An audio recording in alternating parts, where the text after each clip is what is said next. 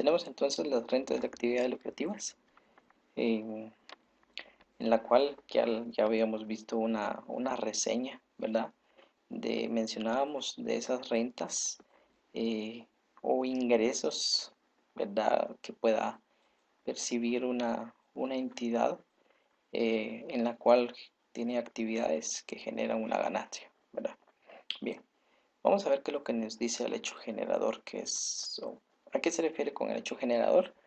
Más que todo de dónde se genera, ¿verdad? O qué cosa es lo que genera una actividad lucrativa, pero hacemos de dónde proviene. Dice, constituye hecho generador del impuesto sobre la renta, regulado en el presente título, la obtención de rentas provenientes de actividades lucrativas, ¿verdad? Realizadas con carácter habitual. Cuando dice habitual, usamos algo constante, ¿verdad? Que se realiza casi siempre. U ocasional, por personas individuales, jurídicas, entes o patrimonios que se especifican en este libro, residentes en Guatemala. Entonces nos da a conocer cuando se genera una actividad, ¿verdad? Lucrativa, y a veces cuando se menciona habitual usamos algo que se genera constantemente, como por ejemplo una empresa que compra y vende mercaderías, pues a eso se dedica. Entonces sobre eso es una actividad lucrativa, ¿verdad? Hacemos lo realiza eh, constantemente, ¿sí? Dice, se entiende. Vamos a ver qué es lo que comprende acá. Se entiende por actividad lucrativa las que suponen la combinación de uno o más factores de producción con el fin de producir, transformar, comercializar, transportar o distribuir bienes para su venta o prestación de servicios por cuenta y riesgo del contribuyente. O sea, nos está mencionando aquí qué es lo que puede ser una actividad lucrativa. Ya habíamos mencionado anteriormente, puede ser la producción, transformar, comercializar, ¿verdad? Transportar, incluso también puede existir empresas quienes se dedican al transporte, ¿verdad? O a prestar servicio de transporte, entonces es una actividad lucrativa, ¿sí? Aquí de igual manera nos da otros ejemplos, ¿verdad? Entonces ustedes lo pueden leer, nos da unos ejemplos de una actividad lucrativa. Un dato muy importante sobre lo que son las rentas exentas. Más que todo aquí nos va a dar a conocer eh, rentas o ingresos que se obtiene, pero que están exentas a dicho impuesto. Bueno, entonces veamos, dice, están exentos del impuesto. Las rentas que obtengan los entes que destinen exclusivamente a los fines no lucrativos. O sea que los ingresos que pueda obtener un ente del cual se ha constituido, pero que no es lucrativo, seamos como una actividad que no es lucrativo, no se dedica a lucrar, ¿verdad? Seamos su fin no es lucrar, quizás prestar un servicio, beneficencias y demás, ¿verdad? Entonces dice, de su creación y en ningún caso distribuyan directa o indirectamente utilidades o bienes entre sus integrantes, tales como los colegios profesionales, los partidos políticos, los comités cívicos, las asociaciones o fundaciones no lucrativas legalmente autorizadas e inscritas como exentas ante la administración tributaria, que tengan por objeto la beneficencia, asistencia o el servicio social, actividades culturales, científicas de educación e instrucciones artísticas, literarias, deportivas, políticas, sindicales, gremiales, religiosas o el desarrollo de comunidades indígenas y demás. Bueno, aquí nos está dando a conocer más que todo instituciones, ¿verdad? Que no lucran, y aparte de eso también nos da a conocer siempre y cuando que no se distribuyan utilidades ante sus integrantes, pero seamos ante quizás las personas quienes hayan constituido dicha institución. Como bien ya mencionábamos, puede ser colegios, universidades y otro tipo de entidades, ¿verdad? Religiosas también, ¿verdad? Que nos da a conocer. Bien, ya habíamos visto parte de eso. Veamos el número 2, dice, las rentas de las cooperativas legalmente constituidas en el país, provenientes de las transacciones de sus asociados y con otras cooperativas, federaciones y confederaciones de cooperativas.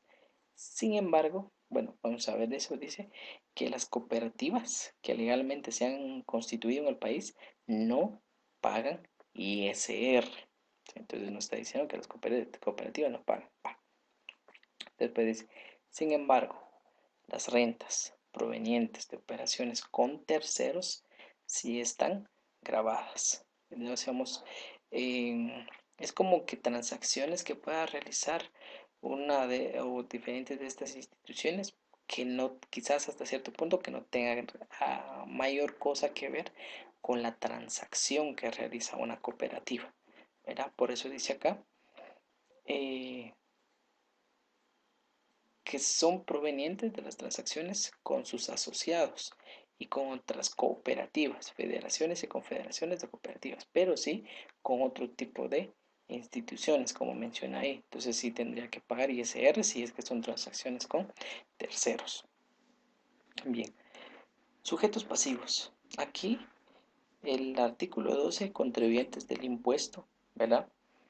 Nos está dando a conocer, cuando decimos sujetos pasivos, los sujetos pasivos en este caso son, ¿cómo podríamos considerar? Son esas entidades quienes tienen la obligación de pagar el impuesto. Esos son los sujetos pasivos, ¿verdad? Incluso recordar lo que es el código tributario, ¿verdad? El código tributario nos daba a conocer los sujetos activos, quienes son los entes estatales quienes recaudan el impuesto, ¿verdad? En cambio acá, los sujetos pasivos son las personas o contribuyentes quienes pagan el impuesto. Entonces, pues se dice aquí contribuyentes del impuesto. Son contribuyentes las personas individuales, jurídicas y los entes o patrimonios residentes en el país que obtengan rentas afectas en el título. Aquí simplemente está mencionando, o cuando decimos contribuyentes del impuesto, son esas eh, entidades o personas quienes tienen la obligación de pagar el impuesto. Agentes de retención. Son sujetos pasivos del impuesto que se regulan este título en calidad de agentes de retención cuando corresponda a quienes paguen o acrediten rentas a los contribuyentes y respondan solidariamente del pago del impuesto. Bien, ¿a qué se refiere con ello? Con los agentes de retención. Simplemente son como parte también de los que van a pagar el impuesto. ¿Qué quiere decir con esto? Vean pues, un agente de retención es esa entidad quien adquiere la obligación de pagar el impuesto a cuenta de otra entidad, ¿sí? Entonces es como decir que, por ejemplo, se me ocurre así fácilmente, eh, la entidad X, ¿sí? Va a comprar, imaginemos, va a comprar un monto de mercaderías a la entidad Y. La entidad Y es quien tendría que pagar el impuesto, ¿sí? Imaginémonos que es un ejemplo así sencillo, no vamos a determinar porcentajes, sino simplemente imaginémonos que son 10.000 quetzales de, de, de, de la compra que está haciendo la empresa X, ¿sí? 10.000, va. Y consideremos que el impuesto sea que vaya a pagar sea de 500 quetzales. Imaginémonos que por esos 10.000 va a pagar 500 quetzales de impuesto, ¿sí? La entidad Y. Pero la entidad X, que es un agente de retención, podríamos considerar, es quien adquiere la obligación de pagar ese impuesto, pero no lo va a pagar con su propio bolsillo, sino que podemos considerar que 10.000 tendría que pagar la entidad X a la entidad Y, pero como le va a retener, o sea, va a como separar 500 quetzales que tiene que pagar de impuesto, entonces lo único que la entidad X le va a pagar a la entidad Y serían 9.500, ¿verdad? Por la compra de la mercadería. Entonces 9.500 y esos 500 sería del impuesto y ese impuesto lo va a pagar a la SAT. ¿Sí? Entonces, ese es un agente retenedor porque quien está pagando de su propio bolsillo es la entidad Y, pero la entidad X es quien adquiere la obligación de pagar esos 500 quetzales. ¿Sí? Entonces, es un agente retenedor, es quien adquiere la obligación de otra entidad. Vamos a seguir. Régimen de actividad lucrativa. Aquí donde hemos visto parte importante, ¿verdad? Y siempre les he mencionado que debemos de aprender bien el nombre del régimen, o más que todo de cómo se divide la actividad lucrativa, ¿sí? Entonces, en la categoría de renta de actividades lucrativas se divide en dos regímenes, ¿sí? Entonces, aquí el artículo 14 dice: regímenes para las rentas de actividades lucrativas. Se establecen los siguientes regímenes para las rentas de actividades lucrativas. Uno, régimen sobre las utilidades de actividades lucrativas. Entonces, este régimen 1 se enfoca especialmente en el sentido o en la característica de que se va a calcular el ISR en base a las utilidades que obtenga la empresa, ¿sí? Entonces aquí este es el dato importante. Si tiene ganancia, paga impuesto. Si no tiene ganancia, por lógica, no pagaría impuesto, ¿sí? Entonces, espero me dé a entender eso. Entonces, el número 1 es régimen sobre las utilidades de actividades lucrativas.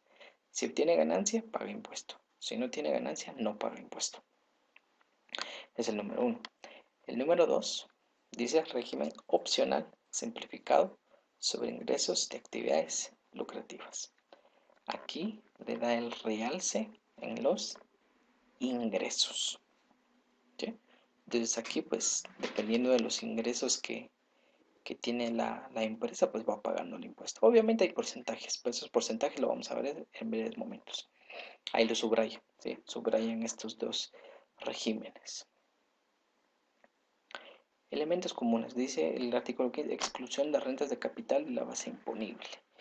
Aquí simplemente te dice, las rentas de capital y la ganancia de capital se graban separadamente de conformidad con las disposiciones del título 4 de este libro. Bueno, aquí hace referencia a lo que son la renta de capital y las ganancias de capital, ¿sí? Entonces, hasta cierto punto no es... Todos los artículos son importantes, ¿sí? Pero pues no necesariamente profundizarlo, ¿sí? Entonces, quiero pasar de una vez al artículo 16, facturas especiales. Bien, se puede leer todo esto, pero quiero explicar este punto a la forma que siempre lo he explicado, ¿verdad? Para no darle tanto realce. Bien, las facturas especiales, recordemos que toda entidad quien vende un producto o presta un servicio tiene la obligación de emitir facturas, ¿verdad? Eso sí, no es opcional. Eso ya se ha visto en la ley del IVA, ¿verdad? De que en toda transacción comercial se debe de emitir una factura. Ok, entonces, sabemos que siempre quien vende es quien emite factura, ¿sí? Sabemos quien compra es quien recibe la factura. ¿A qué se refiere con eso? Hacemos simplemente nosotros como compradores cuando vamos a, a una empresa, ¿verdad? Vamos a comprar una computadora, vamos a comprar un celular, vamos a comprar un televisor, compramos muebles, por ejemplo, o vamos al supermercado y vamos a comprar productos, pues obviamente sabemos de que la empresa es quien nos va a entregar, ¿verdad? O nos va a dar la factura. Entonces, la empresa, quien vende, es quien emite la factura. Ahora bien, muchas veces las empresas, pues, siempre tienen esa potestad o esa obligación más que todo de manejar las facturas para los registros contables. Pero hay que considerar, ¿verdad? Hay que considerar que si una empresa va a adquirir quizás un servicio o va a comprar algo y no le emiten factura, entonces en este caso la empresa quien está comprando es quien tendría que emitir la factura, solo que no va a emitir una factura normal, sino que va a emitir una factura especial, ¿verdad? Hacemos factura especial la que tendría que emitir. Entonces sobre eso, sobre el valor de la factura especial, por lógica sin el IVA, porque recordemos que siempre todas las facturas siempre están con IVA incluido, entonces el valor de la factura sin el IVA es sobre eso al que se le va a calcular el ISR, ¿sí? Entonces, ahí no es opcional, sin importar la cantidad. Si la factura especial es de 15, 20, 50 quetzales, 100 quetzales, 1000 quetzales, veamos, cualquiera que fuese el valor de la factura especial, se debe de calcular el ISR, ¿de acuerdo? Entonces, recordemos esa parte. Obviamente ustedes pueden leerlo, ¿verdad? Seamos, para no darle tanto realce, pero en fin, ahí sí que siempre si hay alguna duda, pues me pueden preguntar para poder profundizar si consideran necesario, ¿verdad? Entonces, por favor leen ese artículo para no tener eh, complicaciones, ¿de acuerdo? Bien, vamos a ver el artículo 17. El artículo 17 dice rentas presuntas de los profesionales. Dice, cuando un profesional universitario haya percibido renta y no esté inscrito como contribuyente o esté inscrito pero no haya presentado sus declaraciones de renta, se presume de derecho que obtiene por el ejercicio liberal de su profesión una renta imponible de 30.000 quetzales mensuales. Aquí como da una situación de presunta renta que pueda percibir un profesional. Pero seamos, especialmente cuando dice profesionales, son egresados de la universidad, ¿verdad? Y que por ende debe de estar inscrito en un régimen determinado para poder pagar su impuesto, ¿sí? Entonces ahí sí que no es opcional, sino que son características que se va dando, ya que les vuelvo a repetir, cualquier ente, ya sea o persona individual o jurídica, ¿verdad? Quien perciba una renta debe de pagar un impuesto. Y aquí lo hablamos en un sentido de que ejerce su profesión y no está ¿cómo podríamos considerar? En una situación de dependencia o una relación de dependencia con una empresa, sino que determina esa forma de brindar un servicio y por ese servicio pues recibe una remuneración, ¿de acuerdo? Entonces tiene que estar en un régimen para poder pagar su impuesto, ¿de acuerdo? Entonces de igual manera leen eso para poder profundizarlo. Bien. Nos habla la sección 3, dice régimen sobre las utilidades de actividades lucrativas. 18. La disposición general dice los costos, gastos, ingresos, activos y pasivos se valoran para efectos tributarios. Entonces nos está diciendo aquí todo esto, miren, todo eso está diciendo que están afectos al tributo. Obviamente pues depende de lo que se está generando, pero dice efectos tributarios según el precio de adquisición o el costo de producción o como se dispone en otras partes de este libro. Bien. Entonces, nos está diciendo acá de que tanto costos, gastos, ingresos, activos y pasivos, ¿verdad? Se valora para efectos tributarios según el precio de adquisición. O sea, ¿qué quiere decir? Si compramos mercaderías, compras, ¿verdad? Que sería un gasto que se realiza, compras por 100.000, ¿verdad? Esos 100.000 se considera para efectos tributarios. Digo efectos, no que sobre eso se vaya a pagar el impuesto, no, sino que está afecto, o sea, eh, más que todo se toma en cuenta para los efectos tributarios, ¿sí? Al precio, no es eso que se compró en 100.000 y solo se va a tomar en cuenta para efectos tributarios el 50%, no, sino que aquí está diciendo el valor, ¿sí? O sea, el valor de adquisición o el costo de producción, dependiendo de lo que se está dando, ¿de acuerdo? Entonces, por eso aquí nos está diciendo de todo esto, los costos, gastos, ingresos, activos y pasivos. Para efectos tributarios se considera al precio de adquisición o el costo de producción, ¿de acuerdo? Cuando dice costo de producción, por el hecho de que quizás sea una fábrica y manufactura o procesa una materia prima y se establece un costo. Artículo 19. Renta imponible del régimen sobre las utilidades de actividades lucrativas. Aquí nos está hablando sobre una renta imponible. ¿A qué se refiere con una renta imponible? La renta imponible es la cantidad al que se le debe de aplicar el tipo impositivo, ¿sí?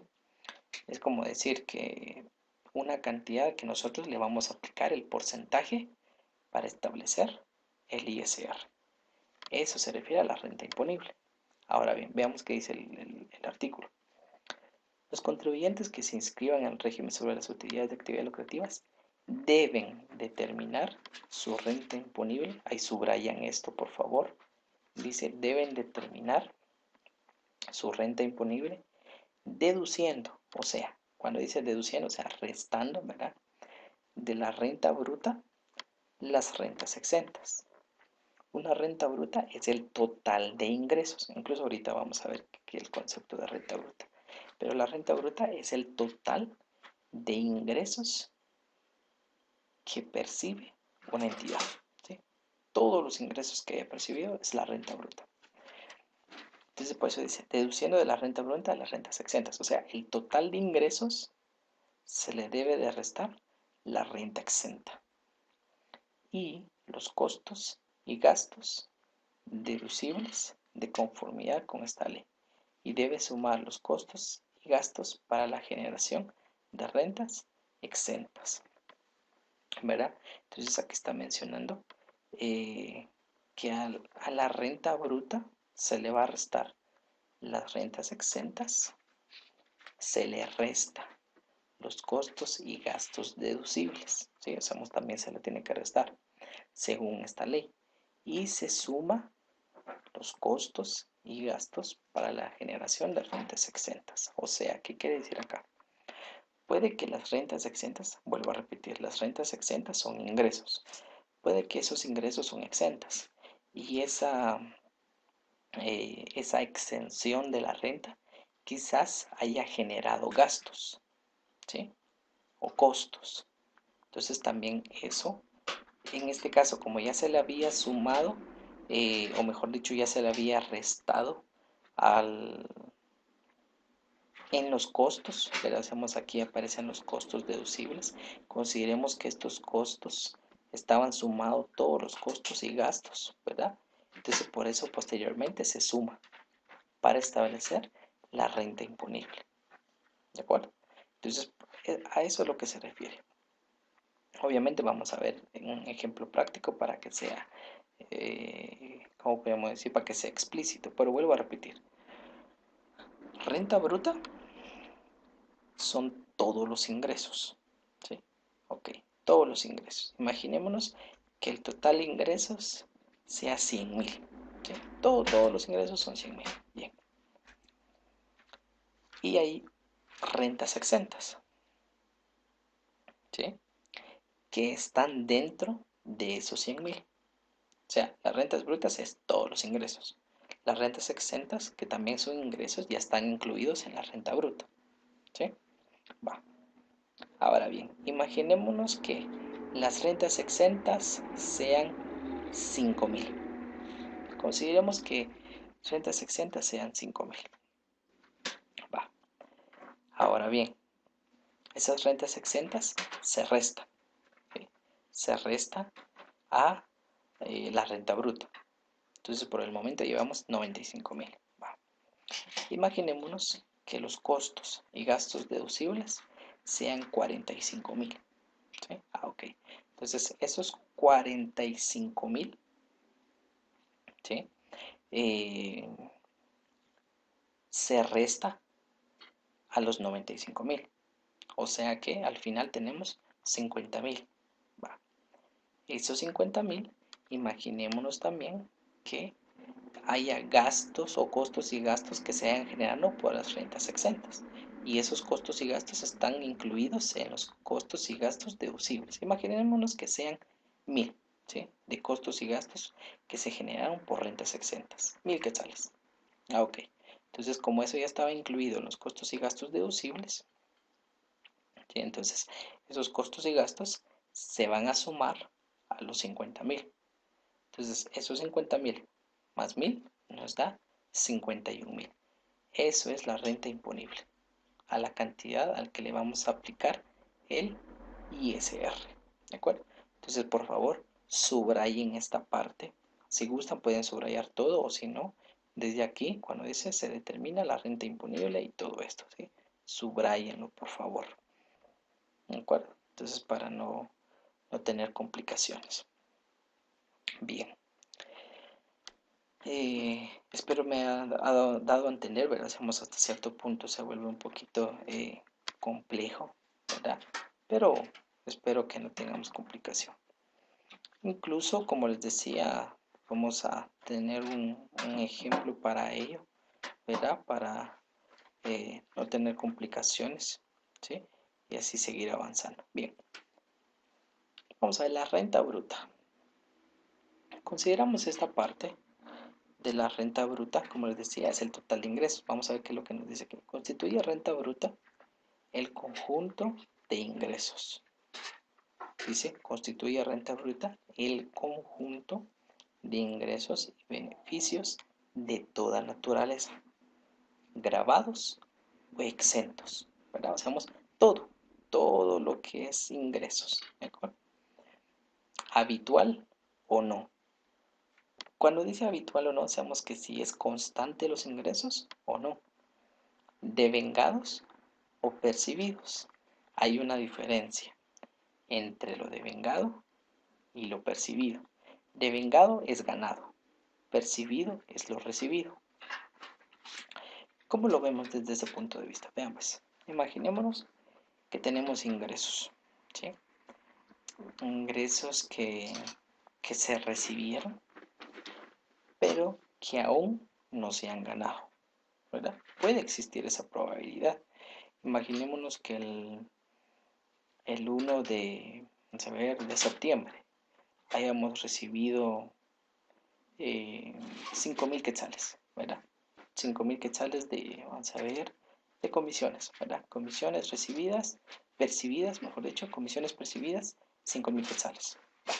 Pero esas comisiones son de 3 meses, septiembre, octubre y noviembre.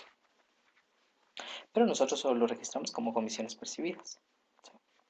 Entonces, eso lo percibimos, o sea, sí lo recibimos. Imaginemos caja y bancos a comisiones percibidas y el IVA por consiguiente, pero vamos a dejar a un lado el IVA. ¿Sí? Entonces, caja y bancos a comisiones percibidas. Va. Recibimos el dinero. ¿Ya lo ganamos? No, no lo hemos ganado. No lo hemos devengado. ¿Sí? Entonces, imaginémonos que pasa septiembre, octubre y llegamos finales de noviembre. Entonces, ese monto de los 5.000 se convierte en ganado. A eso se refiere, ya sea devengado o percibido. ¿Sí? En el periodo de liquidación provenientes de ventas de bienes o prestación de servicio y otras actividades lucrativas. Asimismo, constituye una renta bruta los ingresos provenientes de ganancias cambiarias originadas en compraventa de moneda extranjera, los beneficios originados en el cobro de indemnización en el caso de pérdida extraordinaria sufridas en los activos fijos cuando el monto de la indemnización supera el valor de libros de los activos. Bien, vean pues, para no darle tanto realce y... Vamos a ver, voy a ver este artículo, después voy a explicar otro detalle. 21. Costos y gastos deducibles. Cuando decimos costos y gastos deducibles, un detalle sumamente importante y quiero que puedan subrayar en su ley, dice, se consideran costos y gastos deducibles siempre que sean útiles, necesarios, pertinentes o indispensables para producir o conservar la fuente productora de rentas grabadas. ¿Qué quiere decir? Que los costos y gastos deducibles son esos costos y gastos que son prioritarios, que son sumamente importantes para una empresa. ¿Sí? Entonces, esto es lo que quiero que podamos comprender. Que se va a considerar un costo y gasto deducible siempre y cuando sean importantes. Por ejemplo, los sueldos a los empleados. ¿Es deducible? Sí es deducible. ¿Por qué razón? Porque es necesario. O sea, no vamos a contratar un personal para que trabaje en la empresa y no pagarle. No se puede. Y tampoco no podemos decir, bueno, no importa, no tenemos personal y ya, pero ¿cómo se supone que va a funcionar la empresa? No se puede, ¿verdad? Entonces, por eso es necesario pagar un salario, ¿sí? Entonces, por eso se considera eso como un costo y gasto deducible, o sea que es primordial. ¿Qué otra cosa? Algo que aparte de sueldos, alquileres. Por ejemplo, alquileres. Alquileres es un gasto, ¿verdad? Y que es deducible. ¿Por qué razón? Porque imaginémonos que si la empresa no tiene un local, no tiene un edificio donde poder trabajar, ¿verdad? O sea, poder comprar y vender y más que todo un lugar donde poder establecer la empresa. Tiene que pagar un local, tiene que pagar el alquiler, ¿verdad? Entonces es prioritario, es necesario, es deducible. Entonces por eso a eso se refiere con los costos y gastos deducibles, ¿de acuerdo? Y aquí nos da, ustedes pueden leer todo lo que nos menciona aquí con respecto a los costos y gastos deducibles, ¿verdad? O sea, todo lo que es según menciona que es necesario, ¿sí? Aquí nos daba a conocer, por ejemplo, los costos de producción y de venta de bienes, los gastos, gastos de transporte y combustible, los sueldos, aguinaldo, bonificación, ¿verdad? Son deducibles, ¿sí? Entonces, cada uno de estos es sumamente importante, ¿de acuerdo? Entonces, vean cada uno de esos numerales, ¿sí? Subrayen lo que consideran importantes. Bueno, la verdad es que aquí todo es importante, ¿verdad? De los numerales, de los costos y gastos deducibles. Incluso si vemos, vamos a ver, llevamos 23 numeral, tiene 29 numerales, ¿verdad? 29 numerales nos da a conocer los costos y gastos deducibles para que vean que es sumamente importante comprender qué son los costos y gastos deducibles. Y con esto concluyo este video recordando que los costos y gastos deducibles son los costos y gastos prioritarios, ¿sí? Necesarios para que pueda funcionar una empresa. ¿Sí? Entonces, igual yo voy a seguir profundizando el mismo para no tener complicaciones. ¿Sí? Entonces, analicen cada uno de ellos y para ver el siguiente video.